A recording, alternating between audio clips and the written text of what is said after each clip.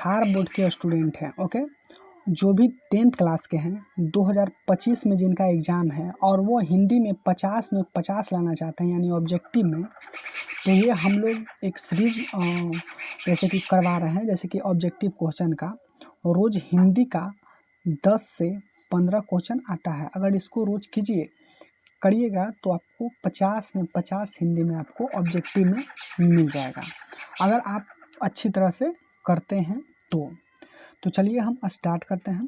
Objective question हम लोग श्रम विभाजन जाति प्रथा का ऑब्जेक्टिव क्वेश्चन कर रहे थे, तो चलिए हम स्टार्ट करते हैं। तो सबसे पहले मैं आपको बता देना चाहता हूँ कि हम लोग कर रहे थे श्रम विभाजन जाति प्रथा ऑब्जेक्टिव क्वेश्चन, ये भीमराव अम्बेडकर के द्वारा लिखा गया है। ये हिंदी का 10th क्लास, जो हिंदी 10th क्लास का हिंदी है, और ये मेरा चैनल का नाम है रविकांत स्टडी प्लस। और हिंदी ऑब्जेक्टिव क्वेश्चन है, जो बुक होता है ना 100 मार्क्स का, उसका ऑब्जेक्टिव क्वेश्चन है। 100 मार्क्स का बुक होता है, उसमें एक टॉपिक है श्रम विभाजन जाति प्रथा, इसी से रिलेटेड जितने क्वेश्चन बनेंगे हम आपको बताने वाले हैं।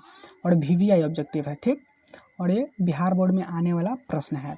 और ये आज का क्लास तीसरा है, यानी श्रम विभाजन जाति प्रथा का जितना ऑब्जेक्टिव 3 क्लास, अभी तीसरा क्लास है, 2 क्लास अपलोड हो चुका है, उसमें भी 10 से 15 क्वेश्चन थे दोनों क्लास में, ओके। अगर उसको नहीं देखे हैं तो प्लेलिस्ट बना होगा हिंदी 10th क्लास 100 मार्क्स का, इस तरह से प्लेलिस्ट बना होगा, देख लीजिएगा। चलिए पहला प्रश्न देखते हैं।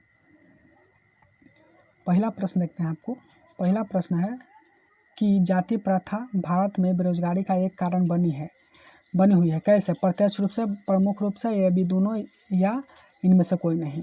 तो पहला का जो राइट आंसर हो जाएगा वो हो जाएगा सी, यानी कि प्रत्यक्ष और प्रमुख रूप से दोनों, यानी कि सी हो जाएगा। चलिए अगला प्रश्न देखते हैं। अगला प्रश्न है आपका, अगला प्रश्न है कि पेशे का दोषपूर्ण निर्धारण करती है श्रम विभाजन को, जाति प्रथा को, या प्रत्यक्ष या लोकतंत्र को। तो यानी कि दूसरा का राइट आंसर हो जाएगा, वो हो जाएगा आपका जाति प्रथा को। आंसर क्या हो जाएगा आपका? बी हो जाएगा, ठीक, आंसर क्या हो जाएगा? बी हो जाएगा। चलिए तीसरा प्रश्न देखते हैं। तीसरा प्रश्न आपका है कि caste in India where mechanism किसकी रचना है? भीमराव अम्बेडकर की, या रामा मनोहर लोहिया की, या महात्मा गांधी, या सुखदेव की। तो इसका जो राइट आंसर हो जाएगा वो हो जाएगा ए, यानी कि भीमराव अम्बेडकर की। आंसर तीसरा का क्या हो जाएगा? आपका ए हो जाएगा। चलिए अगले प्रश्न की ओर, यानी कि प्रश्न आपको ये हो जाएगा। अब देखिए चौथा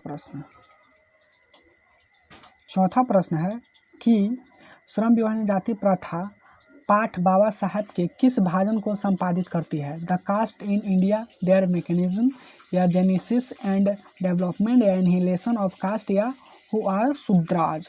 तो इसका राइट आंसर हो जाएगा वो हो जाएगा एनिहिलेशन ऑफ कास्ट। आंसर क्या हो जाएगा आपका? सी हो जाएगा, यानी कि चौथा का राइट आंसर क्या हो जाएगा? सी हो जाएगा। चलिए पाँचवा देखते हैं।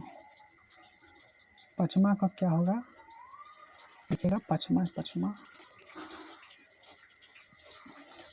प्रश्न देखते हैं। पाँचवा प्रश्न है कि डॉक्टर भीमराव अम्बेडकर का जन्म कब हुआ था? 14 अप्रैल 1888, 14 अप्रैल 1890, 14 अप्रैल 1889, या 14 अप्रैल 1891। तो जो पाँचवा का जो राइट आंसर हो जाएगा 14 अप्रैल 1891। आंसर क्या हो जाएगा आपका? डी हो जाएगा, ठीक। चलिए छठा प्रश्न देखते हैं। छठा प्रश्न है, बिल्कुल VVI प्रश्न है। VVI ये आता है एग्जाम में कि श्रम विभाजन जाति प्रथा के लेखक हैं रामविलास शर्मा, या भीमराव अम्बेडकर, या गुणाकर मूले, या महात्मा गांधी। तो छठा का जो राइट आंसर हो जाएगा वो हो जाएगा भीमराव अम्बेडकर। ये पूछने वाली बात है, मैं आपको पढ़ाया हुआ हूँ, बी हो जाएगा। चलिए सातवां प्रश्न देखते हैं। सातवां प्रश्न है, VVI है, 2019 में पूछा था क्वेश्चन, ठीक। सातवां प्रश्न कि डॉक्टर भीमराव अम्बेडकर का जन्म कहाँ हुआ था? डानकुनी पश्चिम बंगाल, या मऊ के मध्य प्रदेश, या डुमराव बिहार, या गोरखपुर उत्तर प्रदेश। तो सातवां प्रश्न ये बिल्कुल 2019 में पूछा था, फर्स्ट सिटिंग में बिहार बोर्ड में। तो इसका राइट आंसर हो जाएगा ए हो जाएगा, मऊ के मध्य प्रदेश में। आंसर क्या हो जाएगा? ए हो जाएगा। देखिए ए यहाँ पर नहीं दिया गया है, यहाँ पर बी दे दिया है, यहाँ पर ए दे दिया गया है, तो इससे कन्फ्यूजन के लिए, ठीक। तो सतमा का जो राइट आंसर होगा, सतमा का राइट आंसर हो जाएगा वो ए हो जाएगा, जो बी के स्थान पर दिया गया है। आंसर क्या हो जाएगा, ए। चलिए 8वां प्रश्न कि डॉक्टर भीमराव अम्बेडकर का जन्म कब हुआ?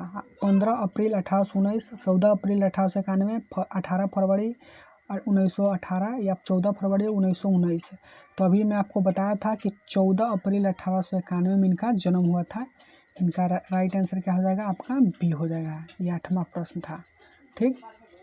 चलिए अगला देखते हैं।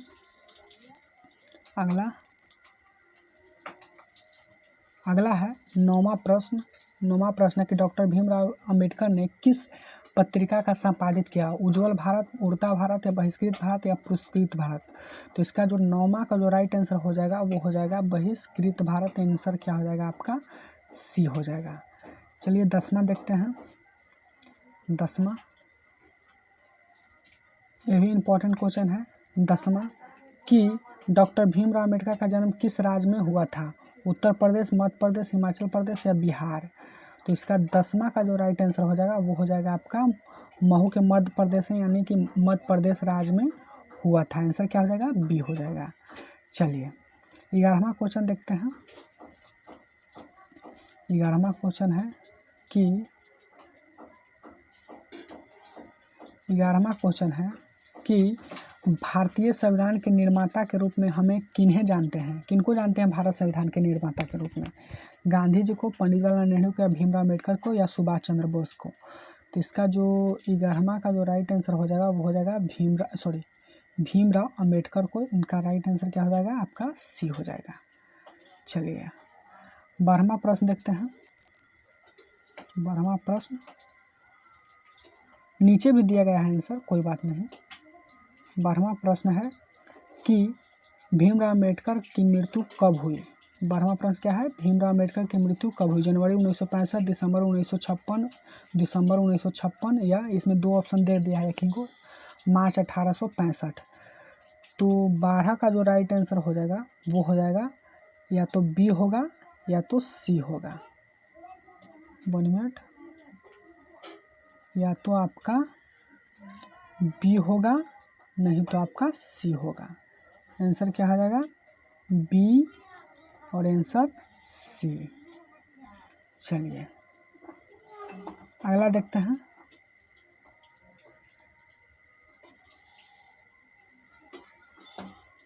तेरहवां क्वेश्चन देखते हैं कि डॉक्टर भीमराव अम्बेडकर का वाङ्मय हिंदी कितने खंडों में प्रकाशित हो चुकी थी? तो 13 का आपको राइट आंसर बताना है। 15 या 17 या 19 या 21 कितने खंडों में हुई थी? तो इसका राइट आंसर है वो क्या हो जाएगा आपका 13 का, वो हो जाएगा आपका डी। आंसर क्या हो जाएगा, डी, ठीक। इसका राइट आंसर क्या हो जाएगा, डी हो जाएगा। ओके, अब देखिए जितने भी स्टूडेंट 9th 10th और 11th और 12th का तैयारी करना चाहते हैं बिल्कुल फ्री में, तो यहाँ पर बिल्कुल फ्री में पढ़ाया जाता है। और इसका VVI ऑब्जेक्टिव जितने भी स्टूडेंट को 2025 में एग्ज़ाम देना है, अगर हिंदी में वो 50 में 50 फुल में फुल लाना चाहते हैं तो जितना भी ऑब्जेक्टिव मैं कराऊंगा उसको आप कर लीजिएगा, ठीक। हर एक टॉपिक से 3 वीडियो आता है, 3 से 4 वीडियो। और यहाँ नहीं, हिंदी का नहीं, साइंस का, हिस्ट्री का, पॉलिटिक्स, सब कुछ का रिवीजन कराया जाता है ऑब्जेक्टिव के रूप में, ठीक। तो अगर आप ऑब्जेक्टिव में फुल लाना चाहते हैं तो ज़रूर इस चैनल पर बने रहिए। और दूसरी बात कि PDF अभी सोल्यूशन के साथ आपको PDF मिलेगा। आपको कहीं नहीं जाना है, वीडियो के डिस्क्रिप्शन बॉक्स में जाना है, वहाँ पर लिखा रहेगा PDF लिंक, वहाँ पर क्लिक करके आप डाउनलोड कर लीजिएगा। ओके, तो आज के वीडियो में इतना ही, तब तक के लिए धन्यवाद।